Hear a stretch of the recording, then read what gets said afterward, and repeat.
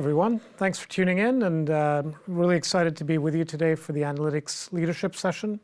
My name is Rahul Pathak. I'm the Vice President for Analytics at AWS, and I'm going to talk to you today really about three main things. So what you can expect to get from this is understanding our strategy and our portfolio and how to architect for the data needs that you're seeing today and into the future. You're going to learn about some of our large new announcements in analytics. And then I'll give you some pointers about how you can get started today and where you can learn more. So let's dive in.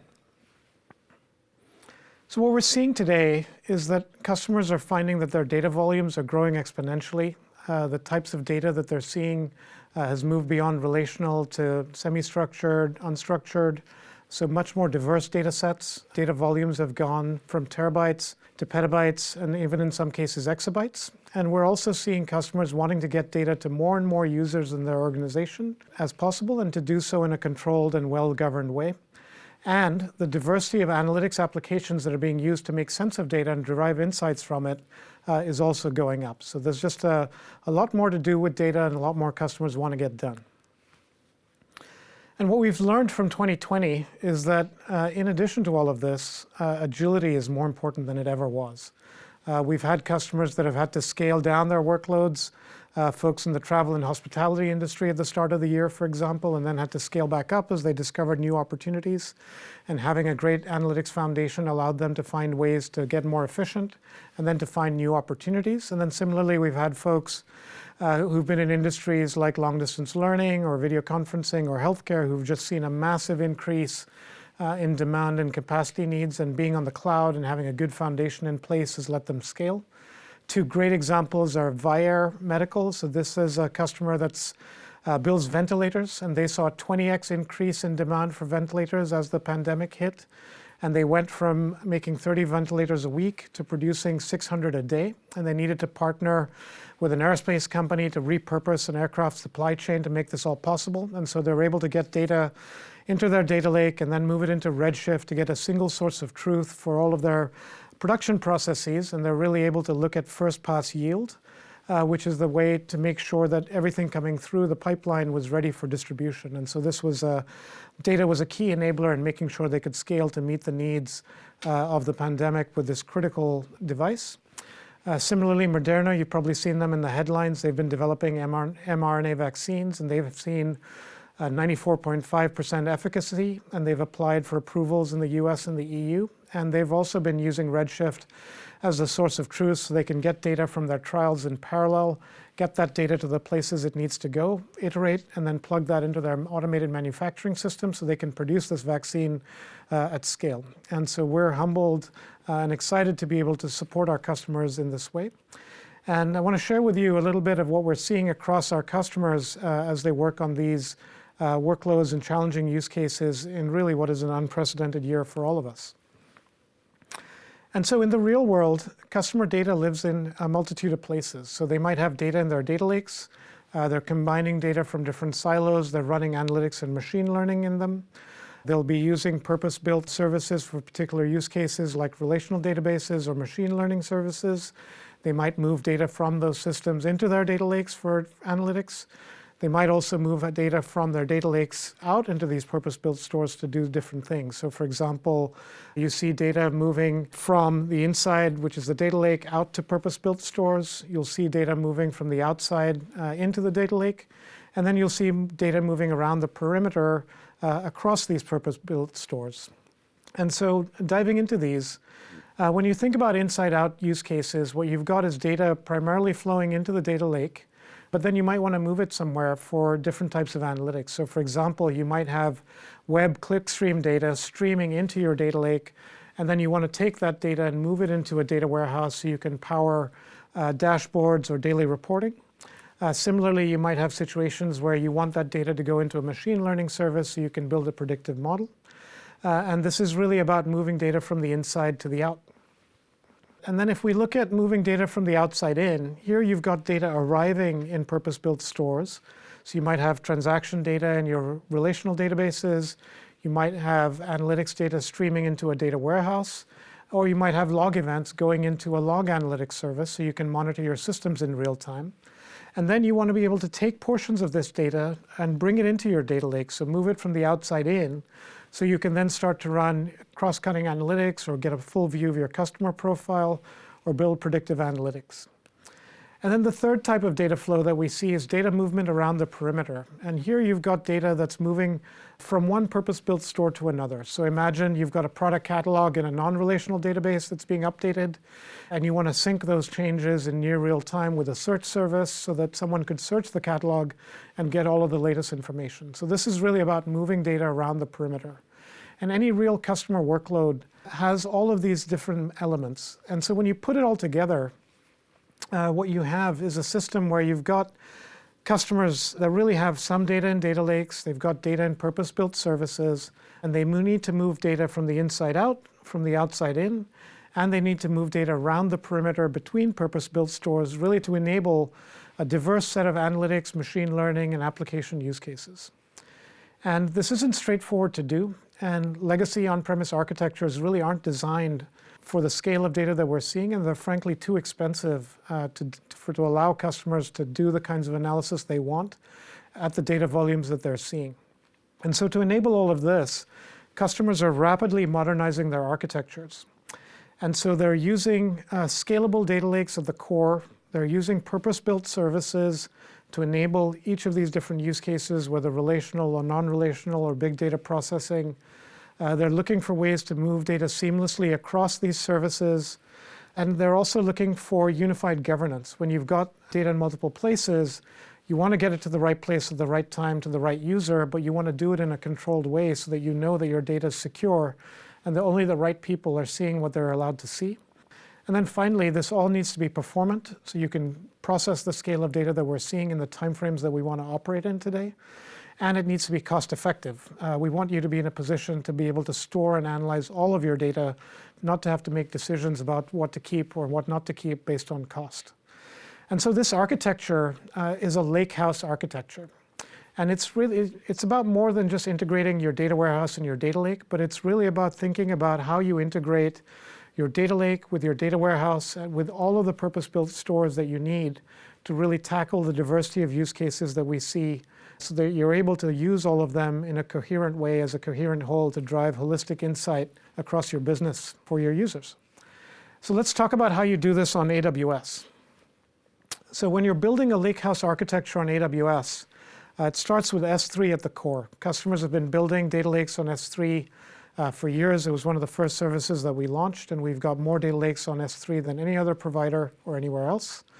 They're using purpose-built services for each of these big use cases. So Amazon Aurora for relational workloads, Amazon DynamoDB and DocumentDB, and Elasticache for non-relational workloads, SageMaker for machine learning, EMR for big data processing. We're using AWS Glue to move data seamlessly between these services, and we'll talk about this in more detail. And then our customers are using AWS Lake Formation for unified governance and to make it easy to set up and administer their data lakes. And then finally, in each of these areas, whether it's data lakes or purpose-built services or data movement, we've been investing heavily to bring you the best possible performance at the lowest possible cost. And we've been innovating at every layer of the stack. So let's start with data lakes and dig into a bit more detail.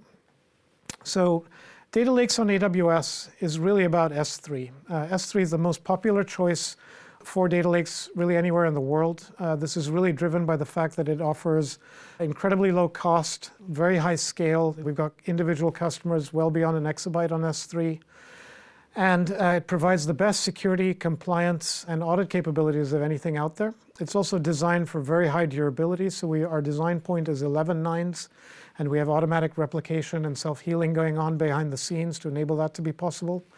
And then data in S3 is available in any availability zone within a region. So it's highly available. You can attach multiple different things to it. And then we've got a range of tiers that can be designed to store data at the lowest possible cost with our intelligent tiering capability.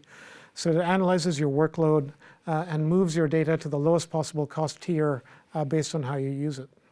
And so while S3 is incredibly powerful for data lakes, setting up data lakes can take quite a bit of manual effort. You've got to find your data, you've got to register it with your data lake, you've got to set up encryption, access control, you've got to manage your keys, and then you've got to figure out how to set up permissions for granting and auditing access. So to make it easier to build data lakes on S3, we built AWS Lake Formation. And so what Lake Formation does is it makes it easy for customers to build, secure, and manage data lakes in the cloud. And so it's able to discover your data in S3 and in your purpose-built stores. It's able to register it into a catalog. That catalog then makes it easy for you to administer security. You can set up data access policies that control which users and which groups of users can see what data.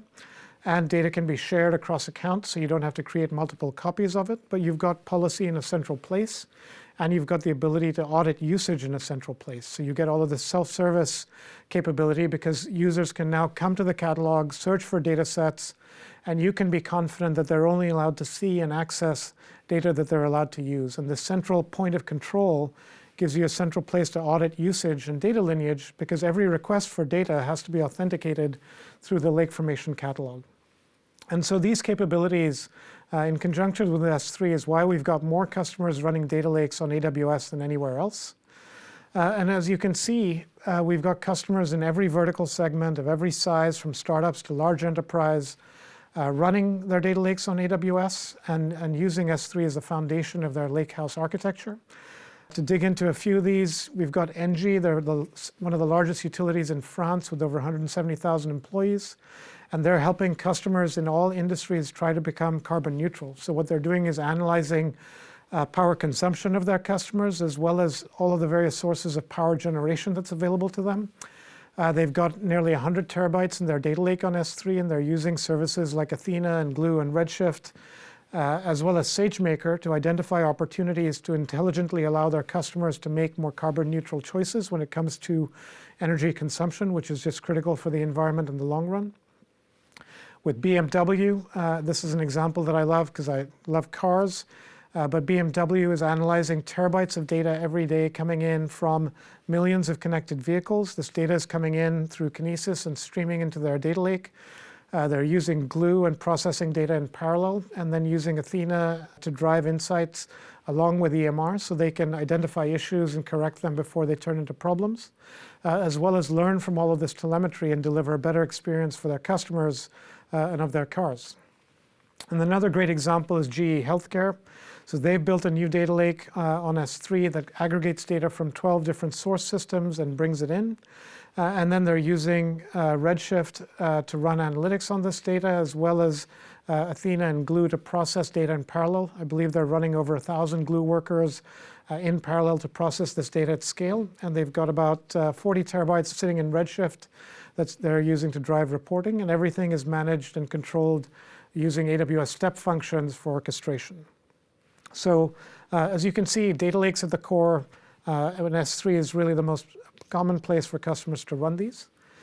And so now let's talk about purpose-built services. And it's really super important to think about using purpose-built services, because what you want is a service that's optimized for its particular use case, and not to use something that's one size fits all. And there's lots of people out there that'll tell you that, hey, you need to use this one database or this one service, and it'll serve all of your needs, whether it's related to transactions or relational or non-relational or analytics, and this just isn't accurate.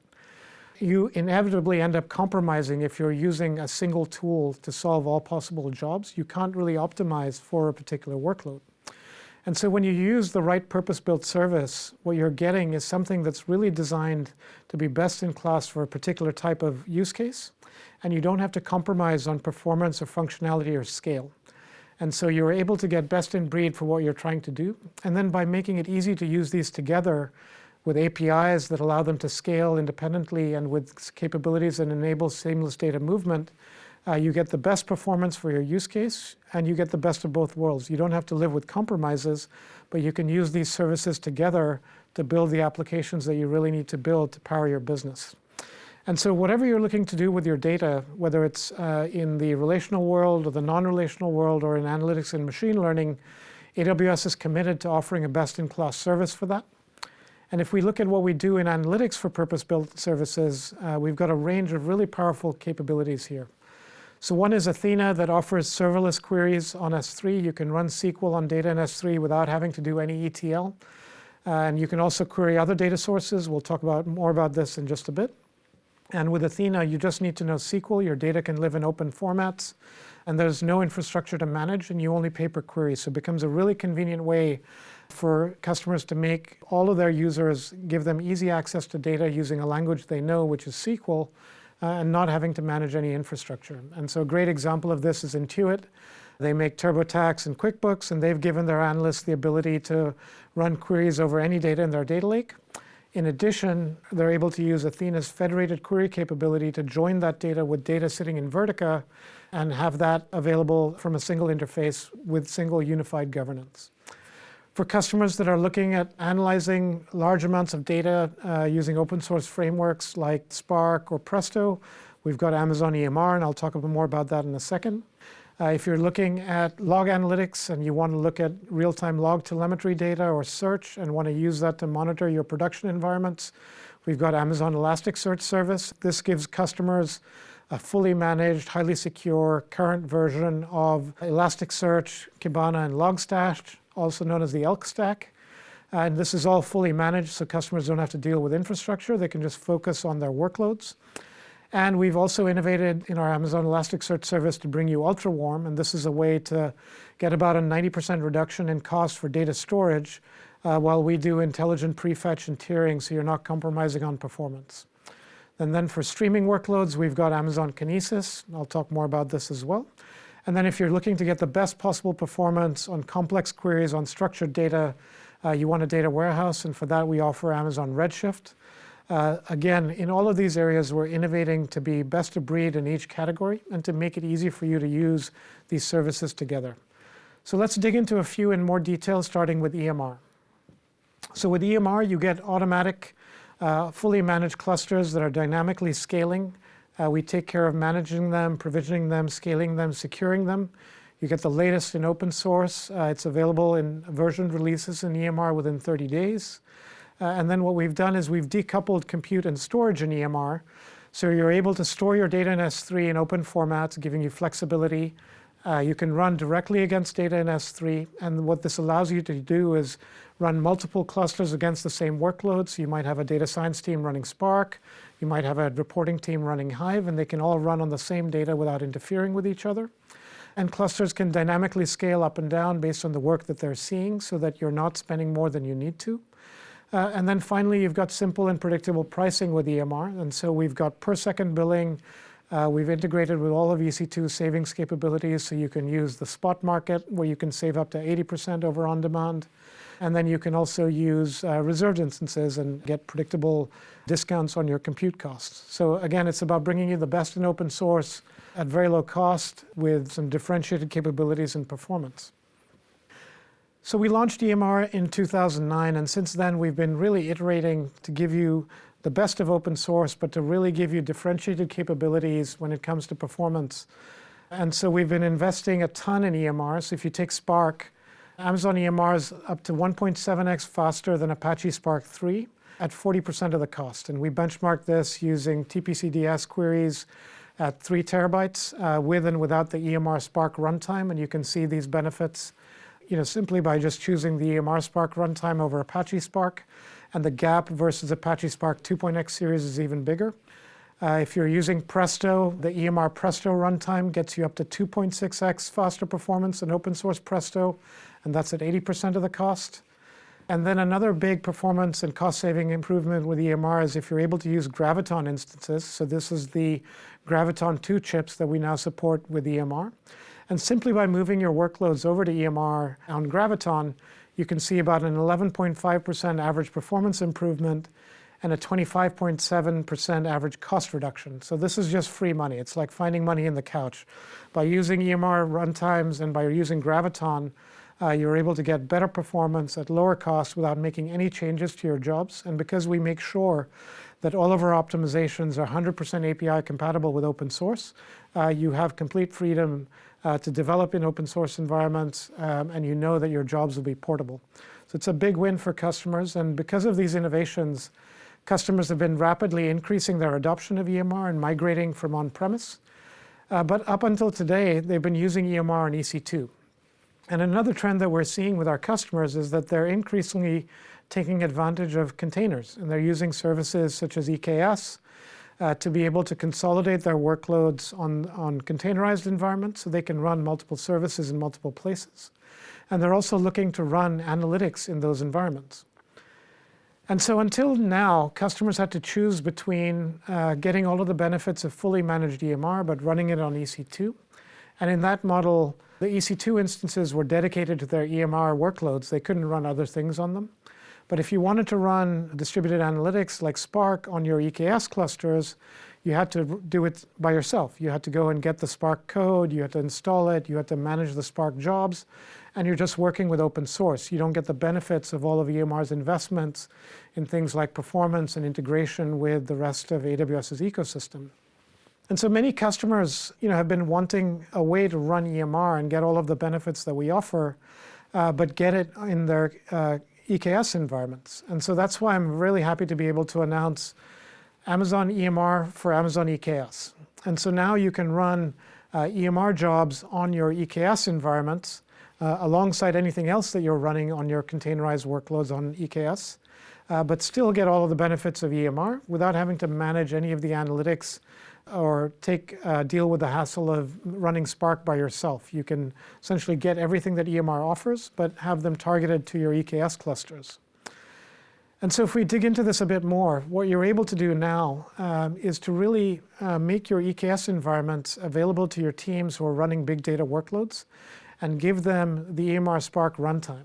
And so different teams can target their jobs to centralized EKS environments. So administrators that are making EKS available to data scientists will benefit. They're able to eliminate underutilized resources. You can pack your jobs onto clusters alongside other workloads.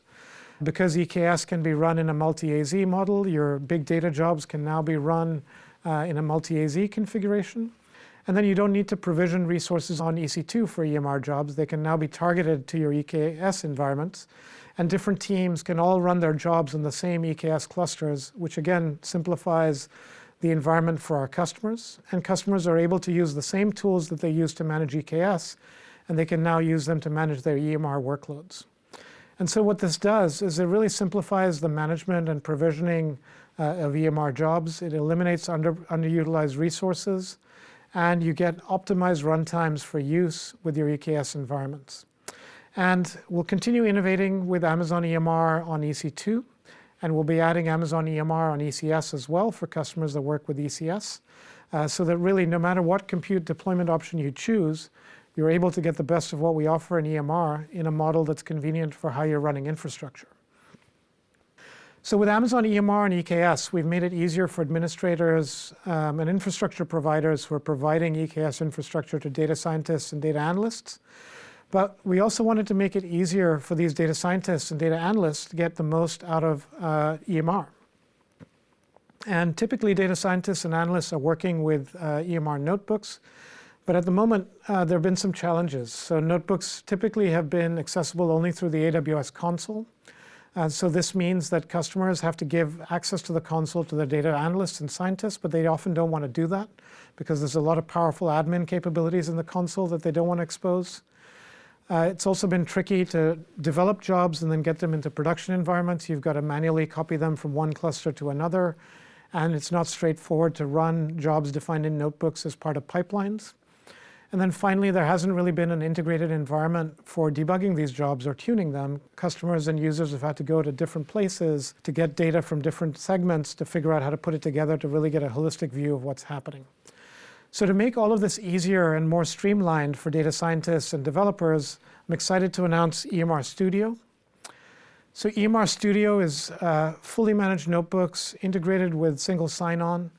So you don't need console access, and you can get a very sophisticated notebook environment for data scientists and data developers, and they can just work in a model that's really natural to them. So you get fully managed notebooks, you get a clean IDE environment, so it's easy for data scientists and developers to develop jobs, to develop and visualize them, to prototype them.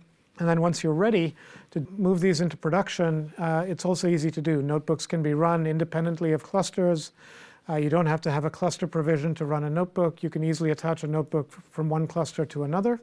And these notebooks also incorporate integrated debugging in Studio, so you can get all of the relevant metrics from your clusters and bring them into one place so you can debug and optimize your jobs.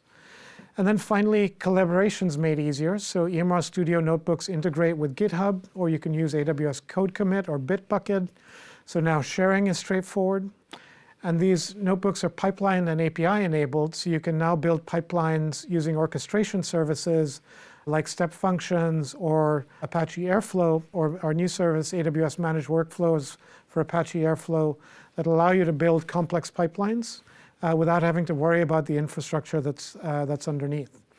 And so as you can see, we've been busy in EMR to really bring the best of open source to our customers. And then another area where we've been seeing a lot of growth and where we've been investing a ton is in streaming data and Kinesis. And so we've got Kinesis data streams, which is a really highly scalable way to get streaming data from arbitrary sources into arbitrary destinations, and we can ingest gigabytes per second into Kinesis and get it to wherever it needs to go.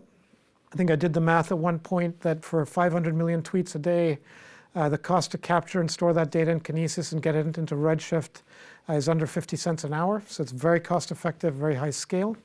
For customers that just want an easy button, we've got Kinesis Data Firehose, and this takes away all of the infrastructure management, and you can get data from Firehose into S3 or Redshift or Splunk without really having to manage anything. So you get near real-time analytics into those destinations. For customers that want to run analytics applications on real-time data, we've got Kinesis Data Analytics, and this allows you to run Apache Flink applications on serverless real-time infrastructure, or you can set up SQL queries that'll run as data comes in, and all again with nothing to manage. Kinesis Video Streams lets you analyze video streaming data in real time, and this can be stored, encrypted, and moved into other services for analytics or machine learning. And then finally, for customers that like to use Kafka, which is a really popular open source framework for streaming, we've got managed streaming for Kafka. And here you get fully managed, secure, scalable clusters using Kafka APIs. And we recently announced a schema registry for Kafka, so you get all of the capabilities of Kafka without all of the headaches of managing clusters. And as those use cases for streaming data have continued to increase, we find customers are increasingly looking for ways to process streaming and historical data together. And so, for example, imagine you're building a machine learning algorithm for threat detection, and you want to be able to backtest historical data to see, now that you've got a better model, did I miss anything in the past? And before, you typically have your old data stored in a different system from your streaming environment. You'd need multiple processing pipelines to be able to pull data out of that and backtest it. And all of this creates complexity and overhead. And what you really want is an integrated way to think about how to get historical and streaming data through the same environment. And so I'm happy to announce long-term retention for Kinesis data streams. And so this allows you to retain data in your Kinesis data streams for up to a year, and then to replay it through your streaming infrastructure as you need to. And so this is really a game-changing capability for streaming. Kinesis has always offered 24 hours of default retention. We then extended it to up to 7 days. And now with up to a year with long-term retention, you can really keep data for as long as you need to. This allows you to satisfy your compliance requirements if you need to keep this data so that you can replay the world as it unfolded in real time at some point in the future, say for complying with financial industry regulations, you're able to do that. Because it's just through Kinesis, you can now replay historical data through the same pipelines that you use for real-time data. And this dramatically simplifies and speeds up analytic processing. You don't have to really think about maintaining parallel environments. You can simply do it all through Kinesis using long-term retention. Really powerful capability for customers, and we're excited to see what they do with it.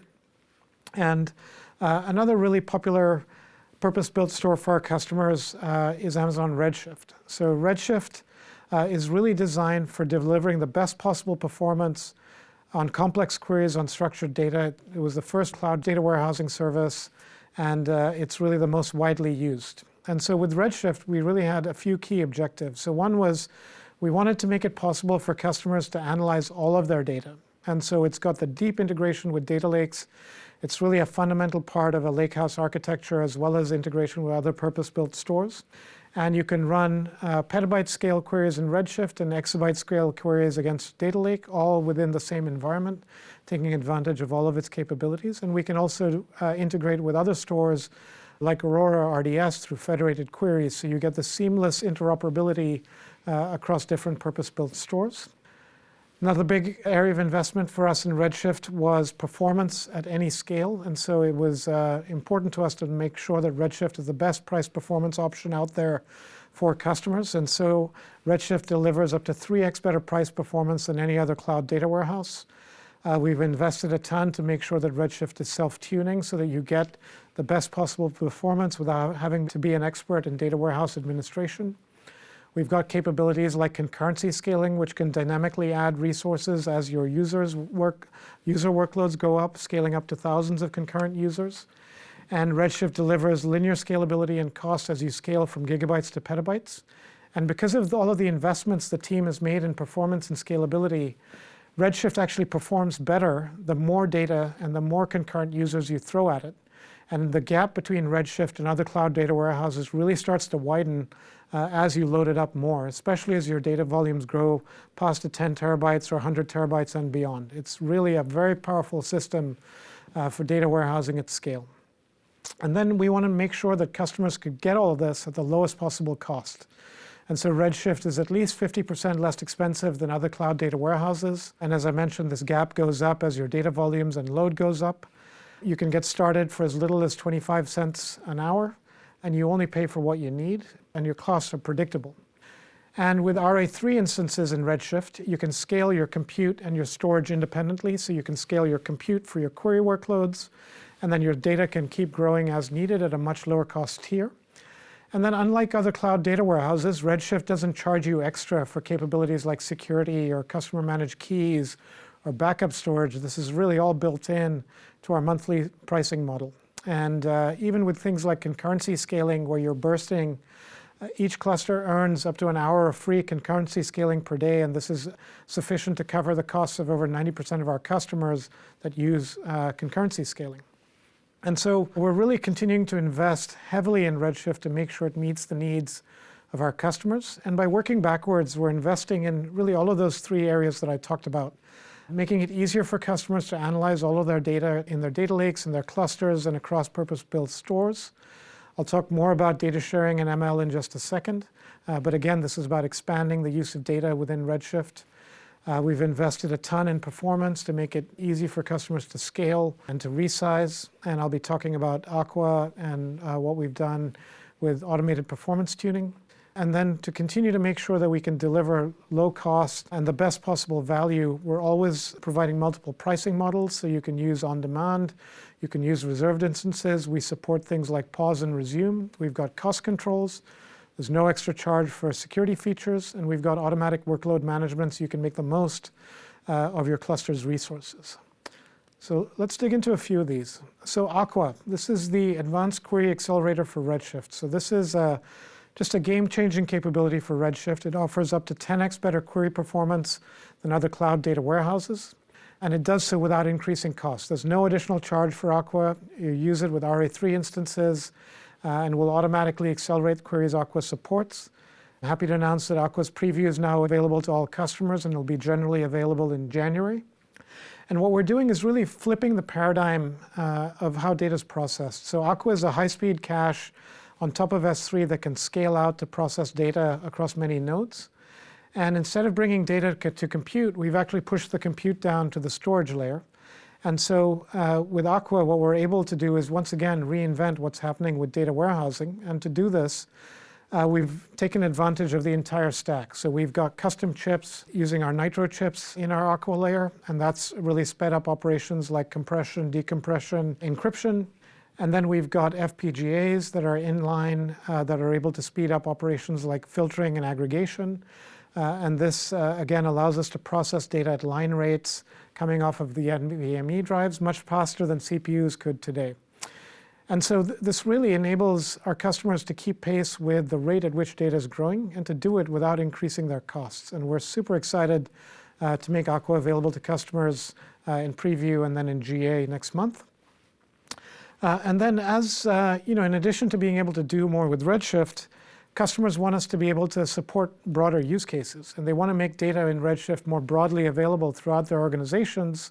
They also want to share data with external partners to enable data as a service type use cases. And so, as you saw with our customers like Vyaire or Moderna or BMW, they're all looking at providing a single source of truth and then sharing that data out to whoever needs it in the organization so they can make decisions and iterate and adapt and optimize. And data sharing can be challenging. It's time consuming to manually move data between clusters. If you have everyone hitting one cluster, you potentially end up with resource contention. And then as your use cases and your data volumes and your users expand, this can become expensive. And then finally, it can be tricky around security and governance. So who owns what and who can access what, keeping track of this has been complicated. And so customers asked us to make this simple. And so I'm happy to announce Amazon Redshift data sharing.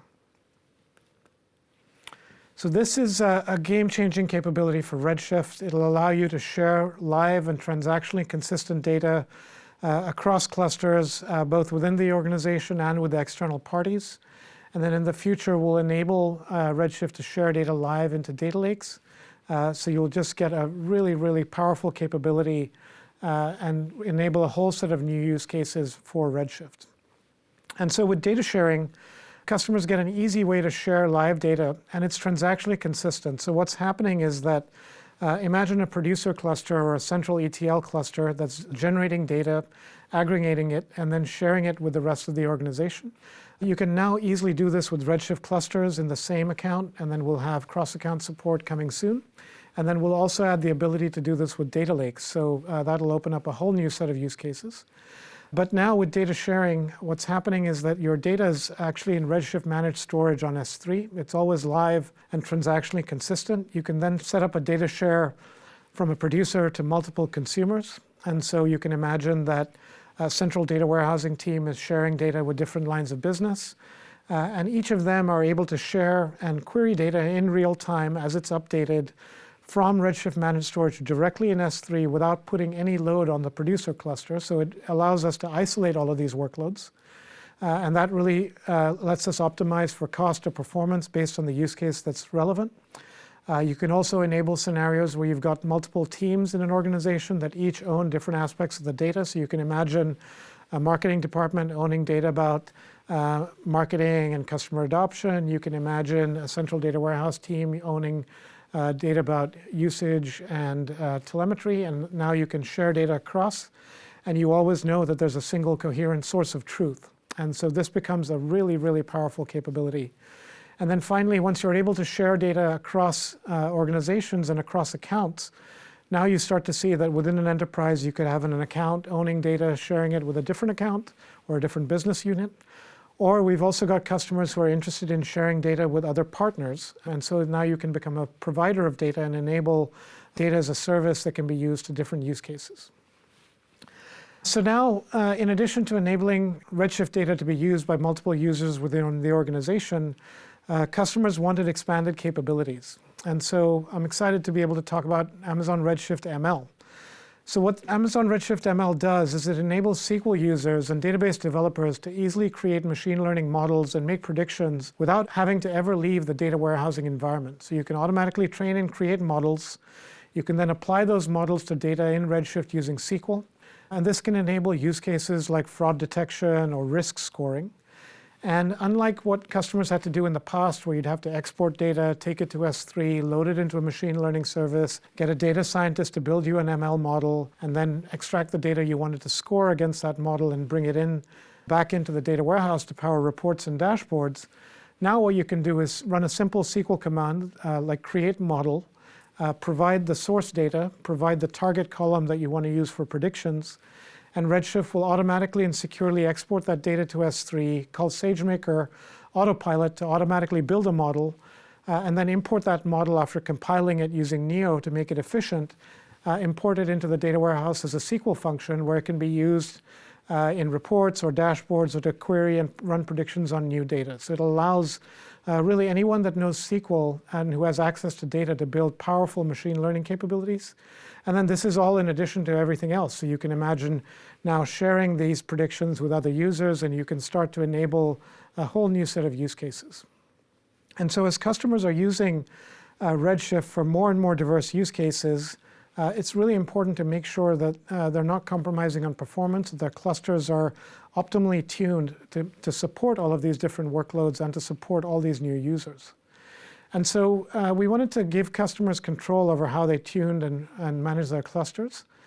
And while customers like the ability to have fine-grained control over how data is laid out or how to optimize performance, achieving optimal performance can be hard. It takes time. Requires you to know what you're doing, so you need special skills or database administrators.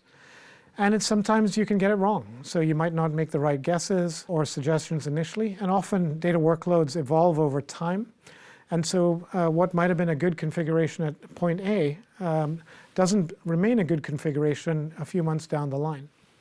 And so I'm happy to announce Amazon Redshift Performance Tuning automated. So now we've automated all of this. And we use machine learning optimization to make it easy for customers to make sure that their clusters are always running with an optimal performance for the workload that they're supporting. And to dive into this a bit more, we've already been working hard to automate a lot of what's possible in the cluster. So things like vacuum, where we're relaying out data for optimal performance, we've automated things like table sorting. And we've had advisors that can analyze your workload and make suggestions about how to lay out data or how to set up distribution or sort keys. What we've done now with automated performance tuning is allowed customers to really automate all of this. So they can set a table style to auto. And in that case, Redshift will automatically monitor how that table is used and queried, automatically set its distribution and sort keys to really deliver optimal performance across all workloads. We've published papers on how we do this. We actually look at the query logs using machine learning analytics, and then we use a graph algorithm to figure out the optimal way to lay out data. And we also keep track of how this changes over time. So we're continuously evolving how the cluster's tuned so that you don't get left behind with a suboptimal setup as your workloads evolve. And in addition to this, we've also been investing heavily in areas like our materialized views capabilities. So this is something that customers love. But you can set up materialized views within Redshift. These can even span data that's sitting in S3, which has been really popular. And these can now be automatically refreshed. And we automatically rewrite queries that target them. So analysts that are looking to run interactive or dashboard queries automatically can see up to an order of magnitude performance improvement without really having to do anything. And really all of this investment is focused about making sure our customers get the most out of their clusters without having to spend a lot of time on tuning. And so while purpose-built services matter, we really want to make it easy now for customers to use them as part of a coherent whole in their lakehouse architectures. We want to make it easy to move data between these services so customers can get data to where it's needed and make the most of it from an analytic perspective. So AWS Glue is our serverless data integration service. It supports ETL. It allows customers to move data from purpose-built stores to enable data workflows that get data from point A to point B. Traditionally, data integration has been complicated, and we've looked at ways to automate this with Glue, so you can pick a source and destination. We'll auto-generate a job that'll let data get from A to B, and then you can start to analyze this and modify it as needed. Everything in Glue is serverless, and so resources spin up and down in seconds, and you don't have any infrastructure to manage. And then Glue provides both visual and code-based interfaces, so a broad range of users can use Glue to build these complex data processing pipelines. And with Glue Studio, you get visual ETL capabilities. And then we've got services like Glue Data Brew that allow for no-code development of data workflows and pipelines. And then because everything's serverless, you only pay for infrastructure while it's running. And Glue has been really popular with customers who are building their modern lakehouse architectures. However, when you're looking at combining and replicating data across multiple stores, it can be challenging. You've got to think about how to get data from A to B. And even with all the investments we've made in Glue to make it easier, you've got to build a data pipeline. You've got to monitor it. You've got to keep track of your sources for changes and figure out how to propagate them. And you typically need folks with specialized ETL skills to get data from multiple places into targets. And this is work. And we wanted to make this easier for customers. And so I'm happy to be able to talk about Glue Elastic Views. So with AWS Elastic Views, Glue Elastic Views, which is in preview, you'll be able to create materialized views using SQL that can pick data from a range of different sources, define that view using SQL, and then choose one or many targets into which to materialize that view. And then Elastic Views will keep track of the sources. It'll propagate changes to the targets in near real time. Because those views are defined using SQL, it's familiar, so you don't need to know the intricacies of all of the underlying services. You can just pick the sources and targets. And then Elastic Views monitors the entire pipeline. And so if anything changes that might cause an issue with your target system, it'll notify you as a developer, and you can intervene and figure out what you need to change to make that possible. Elastic Views are serverless, so they'll automatically scale up and down to accommodate your workloads or the volumes of changes that are happening. And it takes care of all of the heavy lifting of copying data from point A to point B without requiring you to run any custom code. So we eliminate all of the muck of you having to do this yourselves. And this is a really powerful capability for customers that are looking to work with multiple purpose-built stores as though they were part of a coherent whole. And two other features that we've announced recently: Glue Studio, aimed at visual ETL developers, so you can visually author ETL jobs, monitor them from one place, and really get the benefit of distributed serverless ETL without having to write code yourself. And if you need to, you still have access to Spark or Python with code snippets, so you can do whatever you like. And then we recently launched AWS Glue Data Brew. So this is a way to clean and normalize data without requiring any code. It's got built-in transformation, so you can automate all of your data management. And then it profiles data so you can understand what it's like. And it makes it easy to work on data sets at scale. Now I'd like to show you a demo of Glue Data Brew. Data Brew allows you to securely upload files from your local disk or connect to data in an Amazon S3 data lake, Amazon Redshift, and a variety of other data stores. We are now in a Data Brew project, allowing us to explore the dataset. Note that in the console, we are working with a small sample of the data, but we will eventually run a job against the entire dataset. Data cleaning is an important part of the data preparation process, and Data Brew makes it easy to clean data. You can see that the start and end station names contain ampersands that can't be processed in our data analysis. We'll clean the data in this column by removing any special characters. In this column, you can see that there are two primary types of customers: subscribers who are annual members, and customers who hold a time-based pass. This dataset will be used to train a machine learning model. We will use the categorical mapping function to map the user type to numeric values in a separate column. We'll choose to map all the values, and since there are just two values, we assign them to 1 and 2. This creates a new column with our mapped data. At any point, we can quickly undo, redo, edit, or delete any step and see instant updates to the data and statistics. Next, let's do some quick analysis on our data to better understand it. We'll compare average ship duration by user type and by start station. So we'll choose the Group button, select User Type, and then Mean Trip Duration. Data Brew also has rich profiling functionality.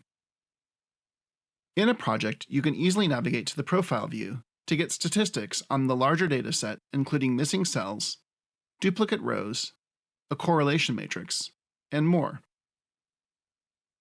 We can zero in on a specific column.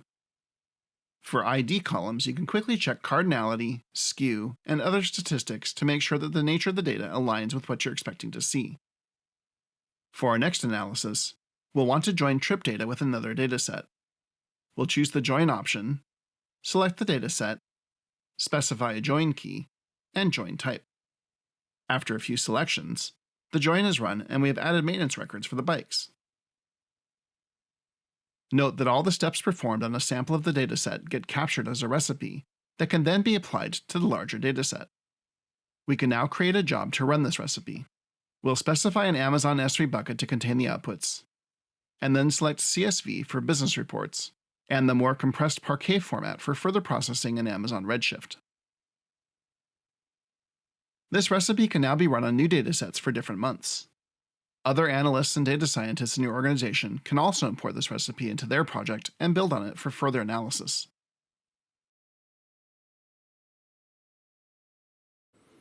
Another aspect of seamless data movement is the ability to query data across data sources, whether they live in databases, data lakes, or data warehouses, or really any purpose-built store. And so to enable this, we offer federated queries in Redshift and Athena.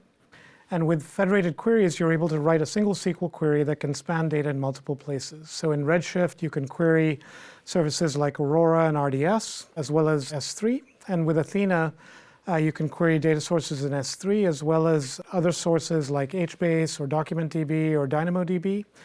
And with Athena, it really simplifies the ability to get at data wherever it lives using SQL. And similarly in Redshift, the federated capability allows you to get an integrated view of your data across all of these purpose-built systems. So it becomes a really flexible, powerful way to query anything wherever it lives. And in the case of Athena, the federated connector SDK is open source. So you can build a connector to anything that you want and run SQL on it. So really powerful set of capabilities here. In addition, we want to be able to make sure the seamless integration between your data warehouse and your data lake. And so with Redshift Spectrum, you can seamlessly query exabytes of data in S3 in open data formats and get all of the benefits of Redshift's optimizer and caching capabilities. And similarly, Redshift offers a data lake export capability, which allows you to export data into open formats like Parquet for efficient analytics. So you can use it with EMR or with Athena. And then in addition, as you export this data, it's automatically registered with the data catalog, and so you get the benefits of unified governance, and that data is now available to the rest of your ecosystem. And so with these features, it's now easy to move your data around in a seamless, compliant way across all of your purpose-built stores and your data lake. And all of this is really a key foundation of building a great lakehouse architecture on AWS. And so, now that you've got your purpose-built stores, you've got data lakes, you've got easy ways to move data around, it's really important to think about unified governance. You want a central place to manage policy so that you don't have to set up each service, and you want to be able to then enable anyone in your organization that needs data to access it and to be comfortable knowing that your data is protected and governed in the way that you want. And so with Lake Formation, we've really simplified security management. You can centrally define policies in the Lake Formation catalog. You can pick table and column level controls. And then whenever someone wants to use a service like Spectrum or EMR or Athena to access data, it goes to the catalog. Catalog defines what they're able to see. And then those permissions are then propagated through. So you get the central point of usage and auditing. However, there's still challenges when it comes to really getting the policies that customers want enabled on modern data lakes. And so customers have been looking for support for updates and deletes to enable streaming data and real-time applications. Right now, there isn't really a clean way to do this on data lakes. You end up having to rewrite aspects of your data. Customers are looking for support for row-level permissions, so they want to get more granular than just database and table and column. And then finally, customers want a way to optimize their storage automatically. They don't want to have run manual processes that make all of this possible. And that's why I'm really excited to announce 3 new capabilities in Lake Formation: transactions, row-level security, and acceleration. So with these, you now get ACID transactions for real-time concurrent updates on data lakes. This makes it much easier for developers to build applications. You don't have to spend time trying to manage data consistency in your app or to delay ETL pipelines to make sure all data gets uploaded. You just get this out of the box using Lake Formation's APIs, and you get a governed table, which is a new type of table. Essentially, the data stays in your S3 buckets in open formats. The metadata is managed by Lake Formation, and you get concurrent updates and ACID transactions through that. We now also offer read APIs that provide row-based filtering, and so now you get much more granular control. And then finally, we do automated performance optimization. So behind the scenes, we're pushing down filters, so you're scanning less data, which speeds up your queries. And if anyone's dealt with one of the challenges with data lakes, which is many small files, you can get hundreds or thousands of small files that can slow down your queries. And Lake Formation automatically optimizes these behind the scenes, so you can get up to a 7 or 8x speed up. And so now what you're getting is unified governance, transactional capabilities, and an audit trail across all of your data. And so this becomes a really powerful way to get at data in your lakehouse architectures. And we continue to invest into making all of this performant and cost-effective. And so whether you're looking at compute or networking or our various pricing models or storage tiers, we really want you to be able to run whatever you need at the lowest possible cost. And you can see across all of our services at every layer of the stack, we're investing in giving you the best possible price performance and reducing your costs. And this is just something that'll be an area that we continuously innovate on. And then finally, now that you've got all of this data, we wanted to make it easier for you to make sense of it. And so unlike traditional systems that require you to manage servers or pay attention to how much you're spending on licensing, we wanted to make this easy for customers. And we launched Amazon QuickSight, which enables BI at scale. It's completely serverless. It's got pay-per-use billing. It makes it easy to embed analytics and dashboards. We've got reader pricing, so those who don't need full-scale authoring don't have to pay for it. And for example, Amazon has over 400,000 users on QuickSight, and they do it without having to manage any infrastructure. It's all completely handled by the QuickSight service. And with QuickSight, we've got a bunch of ML built into the service. And so we have capabilities like anomaly detection, forecasting, but we've also got auto narratives. And so these generate plain English summaries of what's happening with data. And this has been super useful and popular for customers. They love these human readable summaries because you get insight into what matters most without having to go digging for it. And customers told us that they wanted to interact with their dashboards in a similar way. They wanted to ask plain language questions, but without having to set up a bunch of complicated models ahead of time. We really wanted to make this easier for customers and make it more natural. And so last week we announced Amazon QuickSight Q. And what QuickSight Q does is it's an ML-powered natural language capability in Amazon QuickSight. So you can ask business questions in the search bar of your dashboard and get results in seconds. And we use machine learning and deep learning to be able to actually build these models on the fly. So we're able to understand the semantics and the meaning, so you don't have to predefine everything you're going to ask. You can just ask whatever's on your mind. So for example, someone could ask, what was the revenue for product X last week? And then how does this compare to last year? Or which region had the highest sales last month? Or who are the top 5 customers for this product in this region? And Q can figure this out. And then because Q comes pre-trained on data from various domains and industries, things like sales or marketing or retail or HR or operations, it can understand complex business language. And so, how am I tracking sales against quota is something that Q would be able to figure out and report on. And this is a huge step forward relative to what's been possible before. And we're excited to make this available to you in preview and looking forward to seeing what you do with it. And it's always learning and improving as you interact with it and give it feedback. And so with that, I'd love to show you a short demo of Q. Amazon QuickSight provides all the capabilities of a modern, scalable business intelligence platform. But customers, especially business users, tell us there are situations when they seek insights that go beyond the traditional BI dashboards and reports. QuickSight now allows business users to ask ad hoc questions about their data and get answers in seconds. This feature uses a machine learning-powered natural language query technology, also known as NLQ, that allows you to ask real-world business questions in plain, everyday language and get answers not found in your existing dashboard. Let's take a look at our sales dashboard and ask a few questions. First, we'd like to know who our top customers are, as it doesn't show up on the dashboard. We quickly got the result we wanted. The information looks good, so we'll let the BI team know. The BI team is able to see all the questions that we've asked and our feedback on the answers, allowing them to improve results for future queries. Now, what if we want to know if our customers with the highest sales also bring in the most profit? We can quickly change our question by clicking on the word sales and then change the field to profit.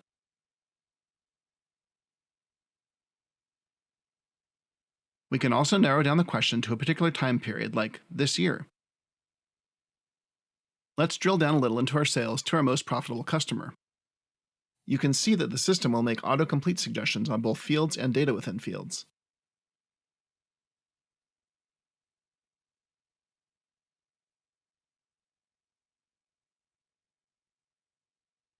Let's see how it compares to TEDx. Notice that this is a very specific question that we typically need to ask someone to write a one-off SQL query for, as it doesn't really belong in the dashboard. Instead, we can just ask right in QuickSight. The system will choose a chart type it thinks will best fit the data. However, you can change it to get a new view or additional insights. For more information, and to sign up for the preview, please visit the Amazon QuickSight homepage. So as you can see, we've been investing heavily across all of analytics in AWS to make it easier for you to make sense of all of your data, to do it at scale, and to really get the most benefit out of it. And again, it's really all about thinking about a lakehouse architecture that integrates data in your data lake with data in purpose-built stores, makes it easy to move data across them, gives you a central point of control for governance, and then does this in a performant and cost-effective manner. And if you want to learn more, we've got a bunch of great sessions at re:Invent for you to dig into all of these, and you'll hear from our customers about how they're getting value from AWS Analytics. And then after re:Invent, I hope you'll contact us and dig in and follow up with us. We've got a couple of great programs. One is about data-driven everything, where we'll help you think about the outcomes you're trying to drive and your strategy around the organizational vision for innovation with data. And we will then help you jumpstart your data flywheel. And then with our data lab, this is where if you've got an idea, we'll run a joint engineering engagement with you. So you'll come and get a tangible deliverable that you can put to use right away to drive business value. So thank you very much for joining me. I hope you have a great re:Invent and look forward to hopefully seeing you all in person next year. Thank you.